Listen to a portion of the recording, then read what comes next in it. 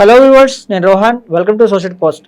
హైడ్రా వచ్చిన తర్వాత చెప్పా పెట్టకుండా ఓవర్ నైట్ ఇంటి దగ్గరకు వచ్చేసి బిల్డింగులు కూల్చేసే సందర్భాలు మనం చూస్తూ ఉన్నాం. అంటే బిల్డింగ్ లోపల ఈవెన్ అక్కడ వాళ్ళ దగ్గర బంగారం ఉందా, డబ్బులు ఉందా, ఇవేమి పట్టించుకోకుండా ఫర్నిచర్ని కూడా అంటే మొత్తం బిల్డింగ్ని కూల్చేయడం చూస్తున్నాం. మళ్ళీ ఇలాంటి సందర్భాల్లో బాధితులు ఎవరైతే ఉన్నారో వాళ్ళకి చట్టపరంగా ఎలాంటి రక్షణలు ఉన్నాయో ఈ వీడియోలో మనం తెలుసుకునే ప్రయత్నం చేద్దాం. ఈరోజు మనతో పాటు హైకోర్టు అడ్వకేట్ కళానిధి సంజీవ్ కుమార్ గారు ఉన్నారు. ఆయనతో మాట్లాడదాం. నమస్తే అండి.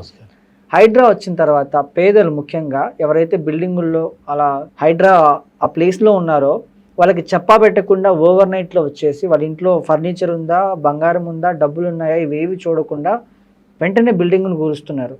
దీనివల్ల బాధితులు చాలా సఫర్ అవుతున్నారు. వీళ్ళకి ఎలాంటి రక్షణలు ఉన్నాయి? దీన్ని అడ్డుకోవడం ఎలా అంటే హైడ్రా 2025లో జూన్లో ఈ హైడ్రా అనేది తెర మీదకి వచ్చింది.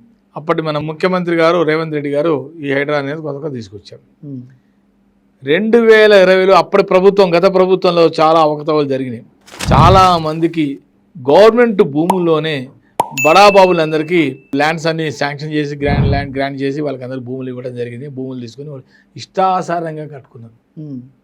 ఈ కొత్త ప్రభుత్వం వచ్చిన తర్వాత, కాంగ్రెస్ ప్రభుత్వం వచ్చిన తర్వాత ఒకటి హైడ్రా అని తీసుకొచ్చి దీనికి ఒక కమిషనర్ ఏర్పాటు చేశాడు. రంగనాథన్ గారు కమిషనర్, ఐఏఎస్ ఆఫీసర్.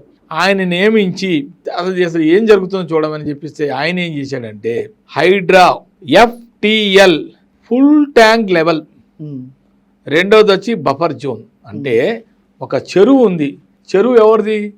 ప్రభుత్వ భూమి, గవర్నమెంట్ ల్యాండ్. చెరువులో ఉంటే 30 మీటర్స్ రేడియస్లో దూరంలో ఎవరైనా కట్టుకోవాలంటే కట్టుకోవచ్చు, అదే రూల్.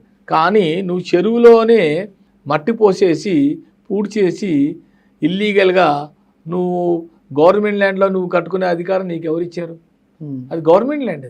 నువ్వు ఒక 100 టవర్స్ కట్టుకో, కూల కొట్టేశారు కూడా. ఎవ్వరికి భయపడదు. కూల కొట్టే ముందర ఒక రూల్ ఉంది, చట్ట ప్రకారంగా చేయాలి. ఏం చేసినా వాళ్ళకు కూడా బ్రహ్మాండంగా నోటీసులు ఇవ్వడం జరిగింది. బాబు, ఈ నోటీస్ తీసుకో, ఇది గవర్నమెంట్ ల్యాండు, నువ్వు ఈ గవర్నమెంట్ ల్యాండ్లో చెరువులో నువ్వు కట్టావు కాబట్టి ఇది తప్పు, మేము డిమాలిష్ చేసేస్తున్నాము, మీరు వెంటనే తక్షణమే అక్కడి నుంచి ఉన్న పలంగా మీరు అందరూ ఖాళీ చేయండి అని ఒక హెచ్చరిక ప్లస్ ఒక వార్నింగ్ అనుకో, హెచ్చరిక అనుకో, ఒక నోటీస్ అనుకో. ఏదైనా చేసే ముందు నోటీస్ ఇవ్వాలి. నోటీస్ ఇచ్చేస్తే వాళ్ళు అలర్ట్ అవుతారు. వాళ్ళ సామాన్లు వాళ్ళ నుంచి ఖాళీ చేసుకొని బెల్ల పట్టుకొని ఖాళీ చేసి వెళ్ళిపోవాలి. అప్పుడు ఏం చేస్తారంటే గుర్తుపెట్టుకో, గవర్నమెంట్లో పాలసీ ఏంటంటే ఒకటి ఏదన్నా చేస్తున్నట్టు తెలుసుగా నీకు జనం గొడవలు వచ్చేస్తారు. 100 ఆగల రౌడీ షీటర్లు వీళ్ళంతా వచ్చి గొడవలు చేసి లా అండ్ ఆర్డర్ని బ్రేక్ చేయాలని చూస్తుంటారు. తెలివిగా ఈ హైడ్రాకి కమిషనర్ రంగనాథ్ గారికి ఆయన ఏం చేస్తాడంటే పోలీసులు తీసుకెళ్తాడు.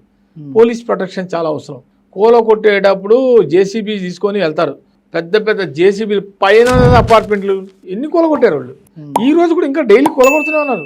మెయిన్ గచ్చిబౌలి, కోకాపేట్, అక్కడ వేల కోట్ల భూములు, lands, costly lands, government lands. వాళ్ళకి ఏం పనిపాట లేదా? ఊరికే వచ్చి నీ ప్రైవేట్ ల్యాండ్లో వచ్చి కూలగొట్టడం వాళ్ళకి పనిపాట లేదా? వాళ్ళు ఎందుకు కూలగొడతారు?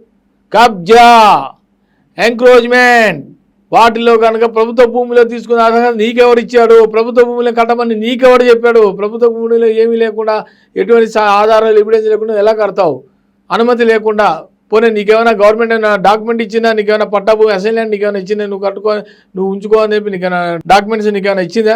No documents, nothing. ఒక్కొక్కడు బిల్డర్స్ బడాబాబులు కట్టేయడం, దోచుకోవడం, కట్టేయడం. వాళ్ళు మళ్ళీ ఏరియాలో లేరు, పారిపోయారు.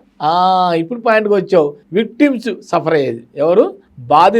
బాధితులకి తెలుసుకోవాల్సిన విషయం ఏంటంటే, దయచేసి చాలాసార్లు చెప్పే వీడియోలో, చెరువుల దగ్గర కొనకండి, బఫర్ జోన్ దగ్గర వెళ్ళకండి, కొనే ముందర 10 మందిని పరిశీలించండి, పక్క వాళ్ళని అడగండి, ఇది ల్యాండ్ రెవెన్యూ చెరువు కింద వచ్చిందా, మామూలు బఫర్ జోన్ కాకుండా ఉన్నదా, తెలుసుకోవాల్సిన బాధ్యత మీదే.